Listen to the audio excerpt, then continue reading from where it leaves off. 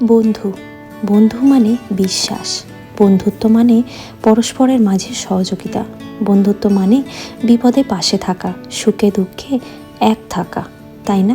আজকে friendship day, 30শে July. তাই তো ইউরোপে গরমকালের দিনে আমারই দুই বন্ধুর সাথে বেরিয়েছিলাম সুন্দর একটা মুহূর্ত কাটানোর জন্যে। আমার বন্ধু প্রিয়া এসছে নরওয়ে থেকে এবং আমাদের আর এক নতুন বন্ধু প্রতীক্ষা এসছে সুইডেনে ট্যুরিস্ট ভিসায় কয়েকদিনের জন্য ঘুরতে।